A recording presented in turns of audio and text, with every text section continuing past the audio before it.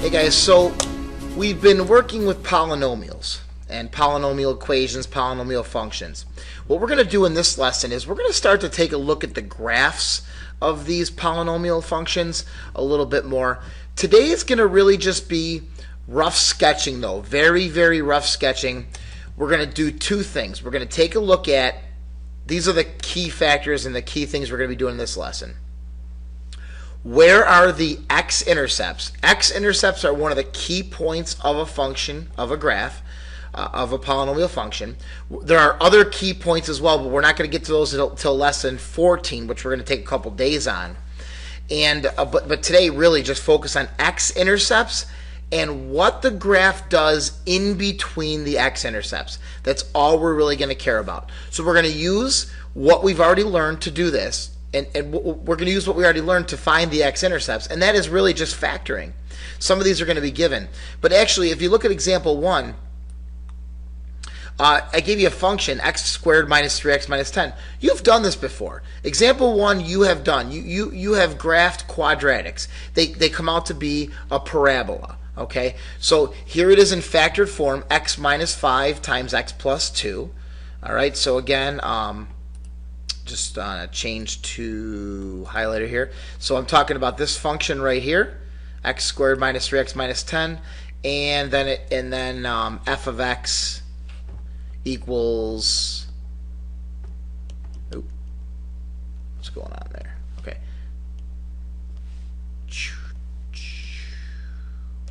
And then the factored form right here, x minus 5 plus 2.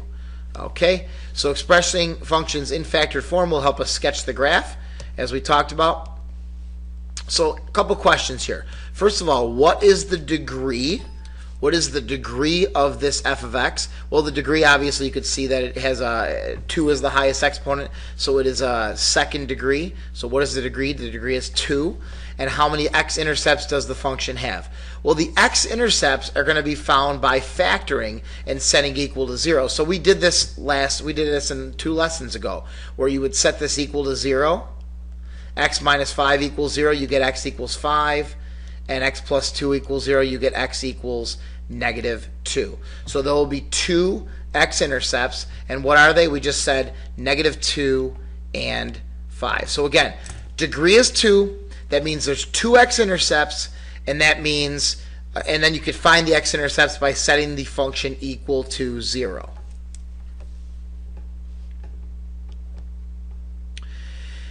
Now, the negative 2, see how I have negative 2 and 5 here? You don't have to circle these, they're on your paper. What we're going to do is set up intervals. You're going to set up an interval for less than negative 2, for in between negative 2 and 5, and for 5 and greater. Okay, so less than negative 2, in between negative 2 and 5, and then greater than 5.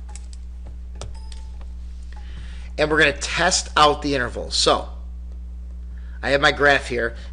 First of all, I'm going to put those points on the graph, negative 2 and 5. 1, 2, 3, 4, 5. Go ahead and do that.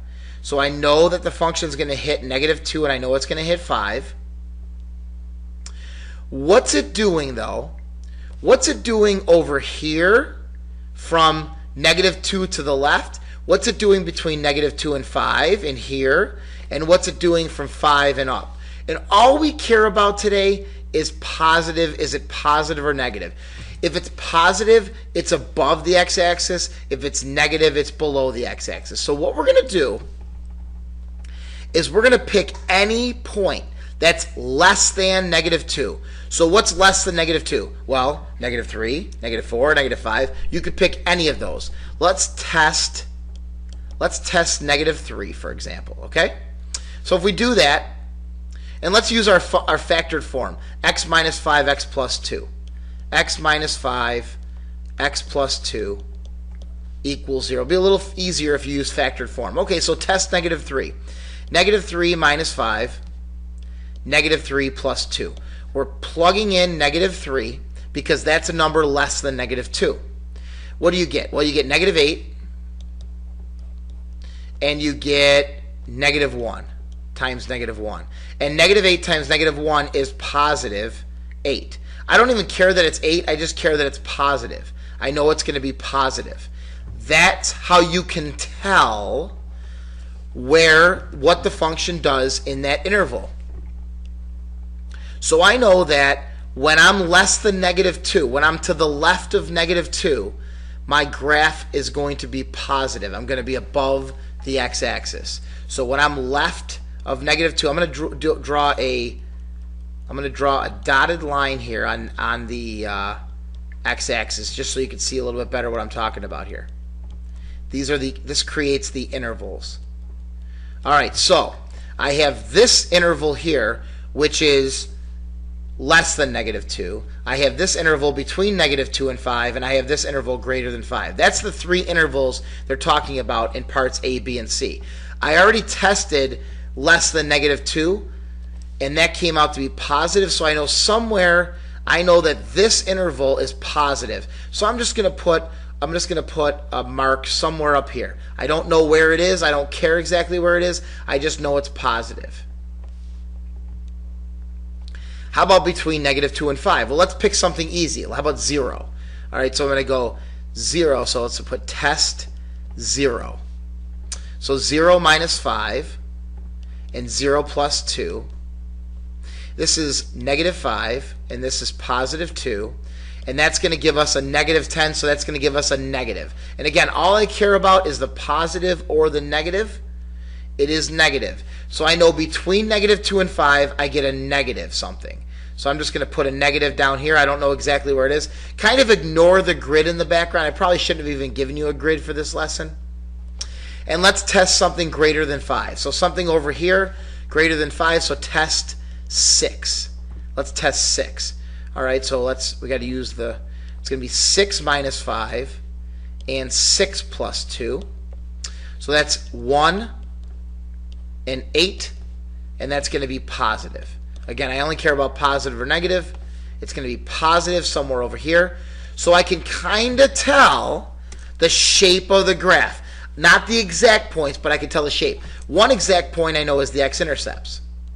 And then what you do is you just kind of go, all right, well, I know it's positive here, I know it's negative here, I know it's positive here. Let me draw a rough sketch of what this might look like.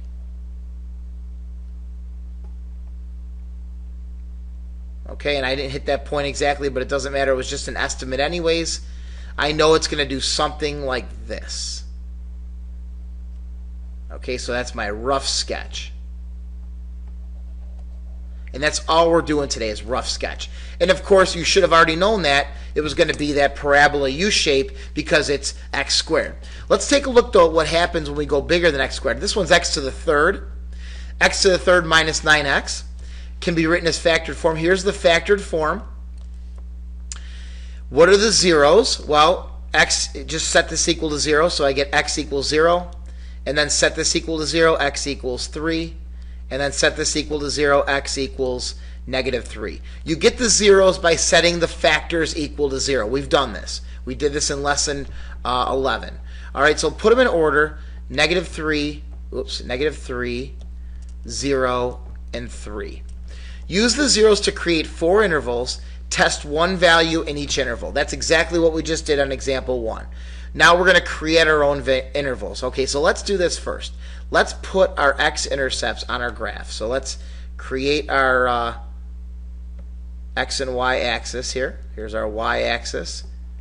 Very difficult for me. I should have done this ahead of time. Hard to do on what I'm writing on here. All right. And -3, 1, 2, 3, 0, and 3. And we're going to test in the intervals. I'm going to draw a dotted line. These dotted lines are not really part of the function. I'm just trying to show you the intervals. We have from -3 to 0. We have from 0 to 3. And we have less than -3, greater than 3. So I have x is less than -3. I have x is greater than -3 but less than 0. I have x is greater than 0 but less than 3. and I have x is greater than 3. Those are going to be my 4 intervals. And let's determine, are they positive or negative? Positive or negative? Positive or negative? Positive or negative?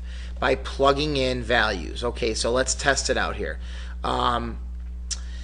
When you have negative 3, so let's plug in a negative 3 here. Negative 3, negative, negative, and negative times a negative is a positive, and that's going to be 0. All right, so we don't test negative 3. We're going to test a number less than negative 3. Let's test 4. So if we test 4, we're going to have 4 times 1 times 7. And that's going to be obviously a positive. If we test, let's test, how about negative 1 here? We're going to get negative 1 times a negative 4 times 2. I'm just plugging negative 1 into this function here. So that's a negative times a negative, which is, again, a positive. All right. Negative 4. Oh, this was negative 4.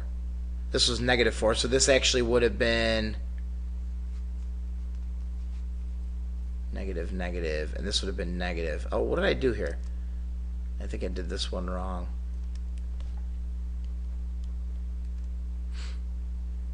Sorry about that, guys. 3, this is 0. This is x is less than negative 3. All right, so let's try that again. This should have been testing negative 4. So this would be negative 4 times negative 7 times negative 1. And that actually comes out to be negative. Okay, so that's going to be negative. This one comes out to be positive, which we already did. This one, let's test 1. So it's 1 times negative 2 times 4. And that's going to come out to be a negative. And test 4. 4 times 1 times 7, and that comes out to be a positive. So this interval here is negative. This interval between negative 3 and 0 is positive.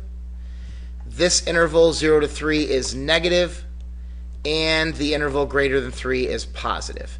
And I didn't put any thought into where I put those. I just want above or below the x-axis. That's all we care about. This is below, above. So my graph does something like this. Looks something like that. Okay? Goes up, goes down, goes up. All right, and that's it. So it doesn't. So the parabolas kind of do that. The x cube's gonna kind of up, down, up. There's more to it.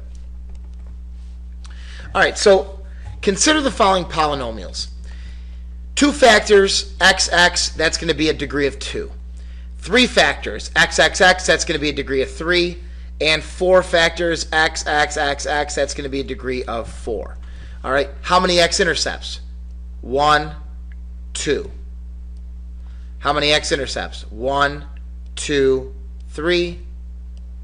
How many x-intercepts? 1, 2, 3, 4. So it's looking like the degree will determine the number of x-intercepts. So for here, put degree equals number of x-intercepts. And it turns out that this is at least sometimes true. It has to at least be sometimes true. But is it always true? Is this true for every polynomial? Take a look at this one. X, that's a 4th degree. But look at the graph. 1, 2. There's only 2 x-intercepts. So it is not always the case that the degree is the number of x-intercepts. However, the degree is the maximum number of x-intercepts you have. You can't have more x-intercepts than the degree. So what observation can we make? The degree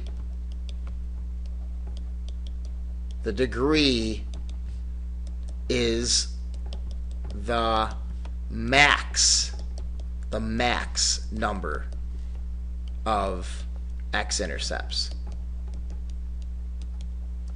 And that's why I put it in the box here. So that's very important to understand, that the degree is the max number of x-intercepts.